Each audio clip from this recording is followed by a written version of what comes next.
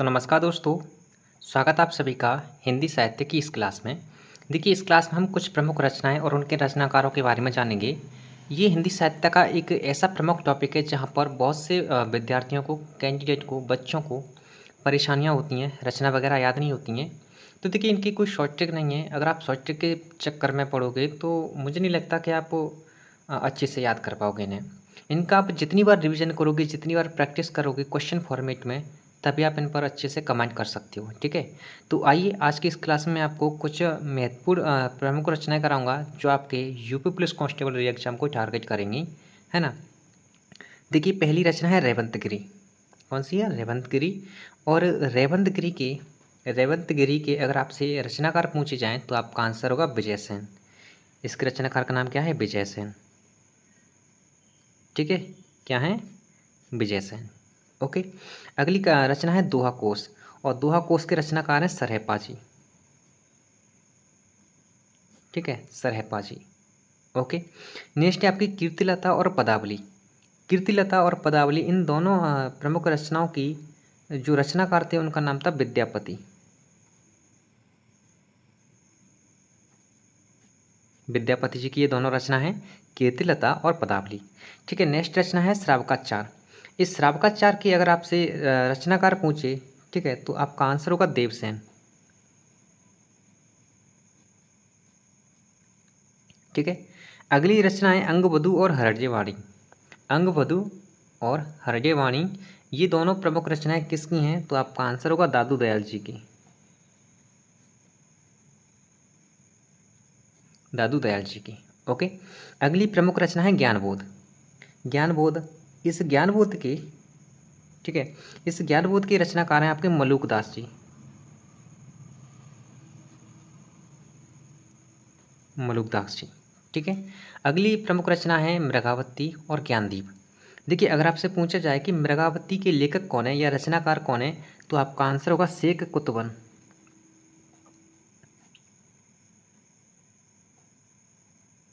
शेख कुतुबन। ठीक है। अगर आपसे पूछा जाए कि ज्ञानदीप, ये जो ज्ञानदीप है ना, इसके लेखक कौन थे या रचनाकार कौन थे, तो आपका आंसर होगा शेख नबी। कौन थे? शेख नबी। ठीक है। अगली प्रमुख रचना है, जैसे अगर आपसे पूछा जाए कि रामचरितमानस और दोहावली के रचयिता कौन थे या रचनाकार कौन थे, ये दोनों रचनाएं किस लेखक की हैं, किसने करी थी, ठीक है, तो आपका आंसर होगा तुलसीदास जी की।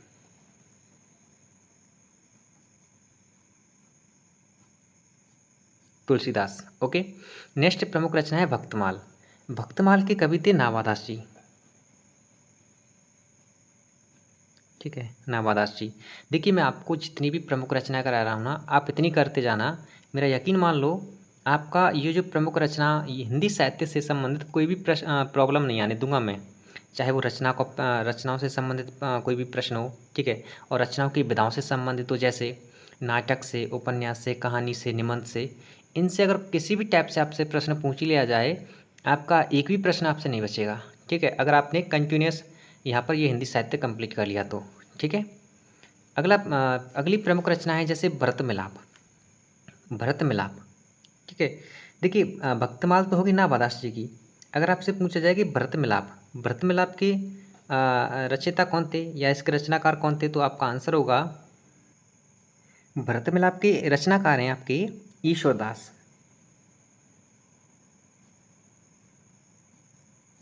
ईश्वरदास जी की और भी प्रमुख रचना है, जैसे अंगद अंगद पेज, सत्यवती कथा, ये भी ईश्वरदास जी की ही हैं।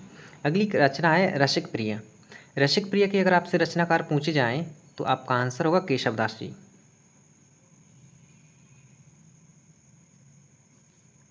केशवदास। केशवदास जी को ही अलंकारों का बादशाह कहा जाता है। ये प्रश्न एक परीक्षा में पूछा हुआ प्रश्न है। ठीक है, कि किस कवि को या किस रचनाकार को अलंकारों का बादशाह कहा जाता है, तो आपका आंसर होगा केशवदास जी को। केशवदास जी की और भी प्रमुख रचना है, जैसे कविप्रिया हुआ, विज्ञान गीता, नक्शिक, ये सभी इन्हीं की रचनाएं हैं। ठीक है। अगली है युगल शतक। युगल शतक के अगर आपसे रचनाकार पूछे जाए, तो आपका आंसर होगा श्रीवट। श्रीवट। ओके। नेक्स्ट है प्रमुख रचना है भ्रमर गीत। तो भ्रमर गीत के रचनाकार है सूरदास जी। सूरसागर, ये भी इन्हीं की रचनाएं है ना। उसके बाद है रूपमंजरी। अगली रचना है रूपमंजरी। रूपमंजरी के रचनाकार हैं नंददास जी। कौन है रूपमंजरी के रचनाकार हैं आपके? नंददास जी। ठीक है, कौन है? नंददास जी। अगली रचना है आपकी, अगली रचना है राग गोविंद।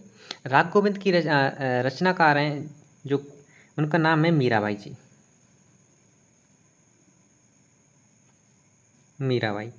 देखिए इन्हें आप नोट करते जाना। अगर आपके पास ये पहले से ही नोट रखी हैं तो आप बस इनकी प्रैक्टिस कर लेना और कुछ नहीं करना है। जितनी बार प्रैक्टिस करोगे आपके माइंड में उतनी बार अच्छे से सेट होंगी ये, है ना। क्योंकि ये रचना वगैरह, विलोम, पर्यायवाची, इनका आप जितनी बार रिवीजन करोगे उतनी ही आपकी पकड़ मजबूत होती जाएगी। अगली है प्रेम वाटिका।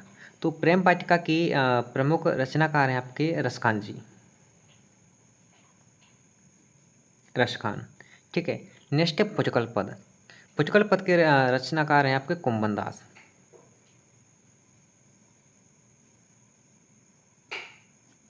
कुंभन दास। ओके। उसके बाद प्रमुख रचना है जैसे छत्रसाल दशक। अगर आपसे पूछा जाए कि छत्रसाल दशक के रचयिता कौन थे या इस रचना के रचनाकार कौन है, तो आपका आंसर होगा भूषण जी।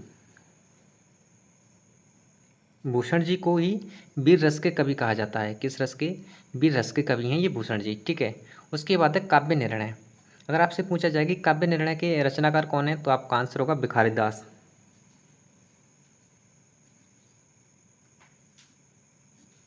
भिखारी दास। ओके। उसके बाद ये दो प्रमुख रचना है, इश्कलता और इश्कनामा। अगर आपसे पूछा जाए कि इश्कलता के प्रमुख रचनाकार कौन है, इश्कलता के रचनाकार, तो आपका आंसर होगा घनानंद। ठीक है। ये अगर यहीं पर आपसे पूछा जाए कि इश्कनामा के रचनाकार कौन है, तो आपका आंसर होगा बोधा। बोधा। ठीक है। अगली प्रमुख रचना है जैसे सरयू पार की यात्रा।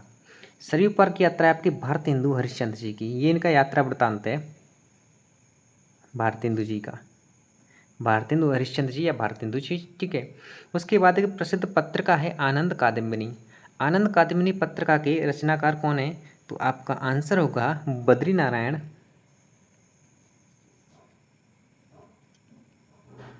बद्री नारायण चौधरी।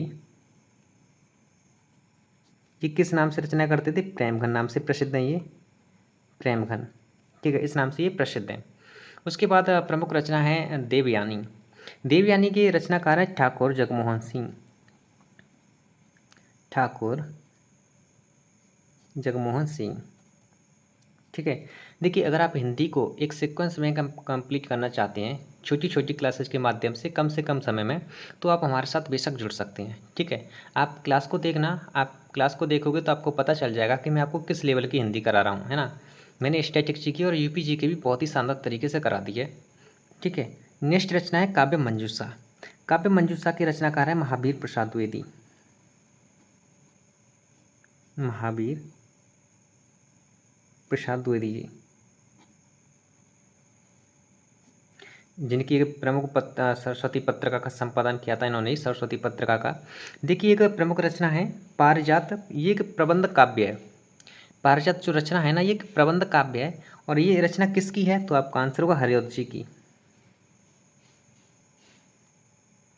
हरिऔध जी। ठीक है। ये इनके प्रबंध काव्य है।